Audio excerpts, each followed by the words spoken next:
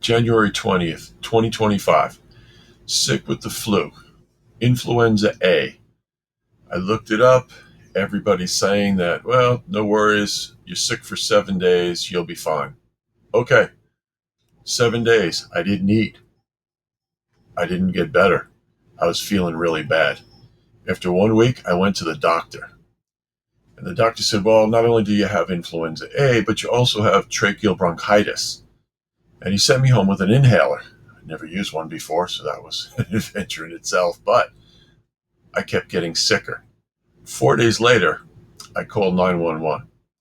My wife couldn't drive because she was sick, but not as sick as me, but not that she could still drive. So I went into the ER, first time in a lot of years. And I had viral and bacterial pneumonia, extremely low sodium levels, and my heart was in AFib. So they said, you have to get admitted to the hospital. So I had to wait for a hospital bed. They sent me, I think it was about a 40-minute ride, I'm not sure, took me to an intensive care unit in a hospital. Congestive heart failure, all kinds of meds and monitors and tests and retests. Still couldn't, and I wouldn't then eat. It was over a week and I hadn't eaten, but God bless the people that make hospital food, but I just couldn't eat. I was delirious. I was mostly dead, and not saying that jokingly at all.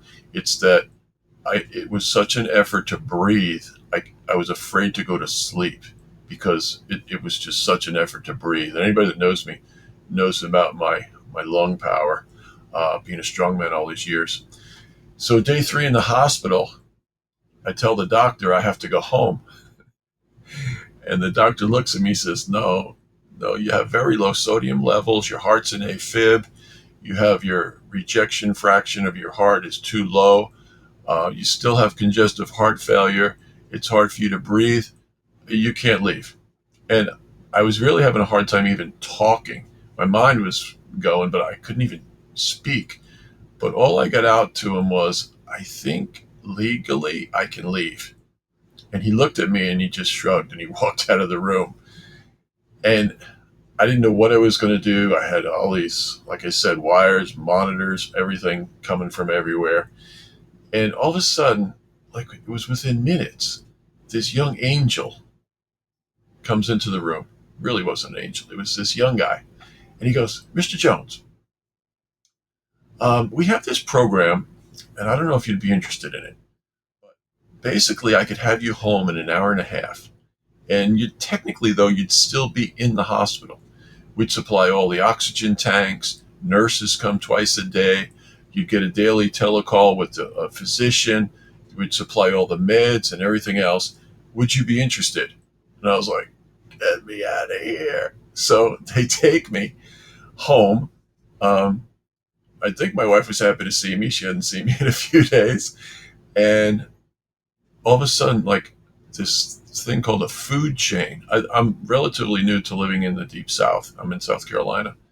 And they started this thing called a food chain. I guess they do it everywhere. I'm not sure. But my neighbor out the back, she started it. She's the pastor's wife. And we got this wonderful meal. And that food chain lasted for a long time.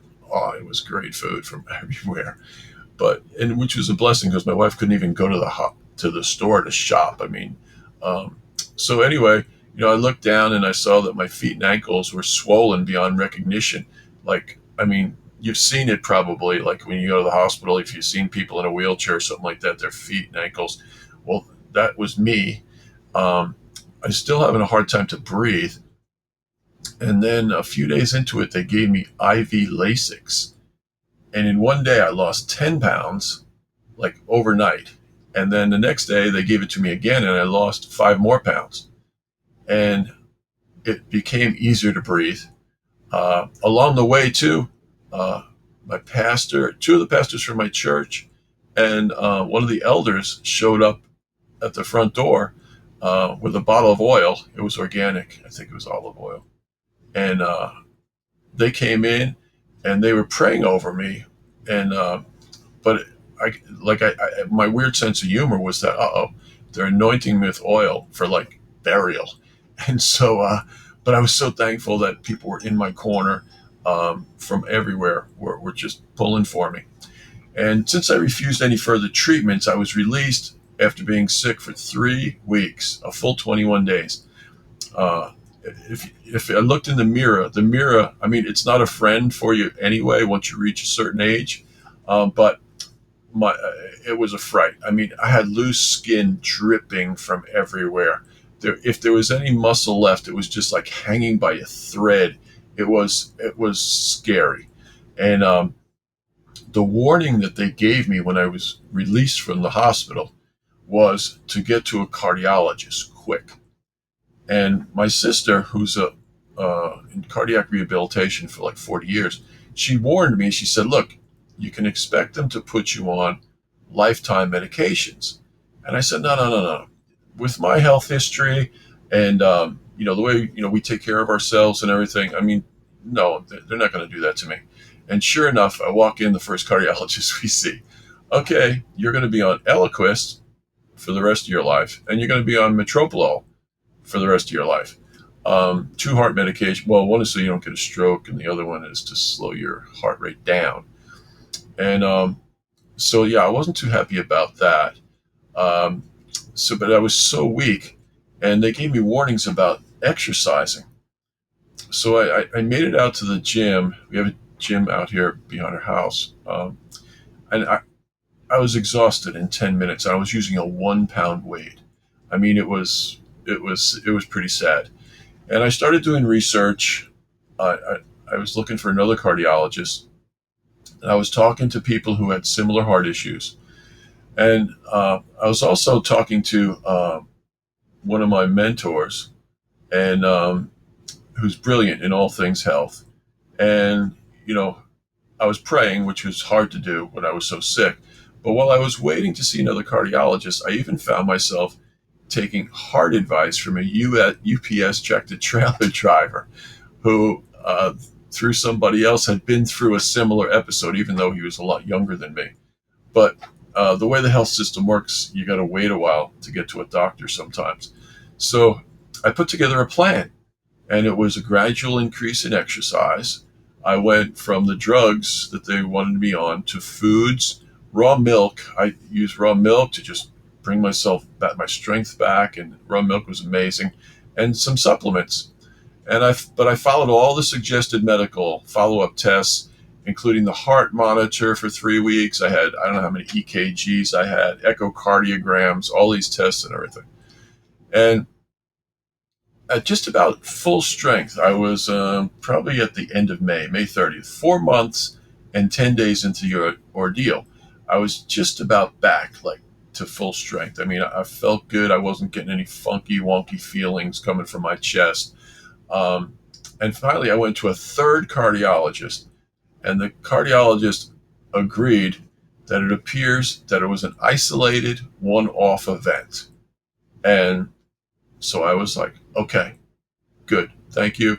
And because that cardiologist gave me good news, I agreed with that cardiologist. So why did I get so sick? I had a physical in November of 2024. I was 71 and a half years old at that time. The doctor raved about my resting heart rate and my blood work. And I'm not on any lifetime medications or anything like that. My amazing HDL level, my super high testosterone level, no needle it's from the way I eat and the way I exercise, etc. But my vitamin D level was way too low. It was in the 20s. And the bare minimum it should be for any kind of health should be 40. So just for comparison's sakes, if you're not familiar with the numbers, but 60 plus is better. And you can go back and you can check, like, any people that get long-term illnesses and stuff.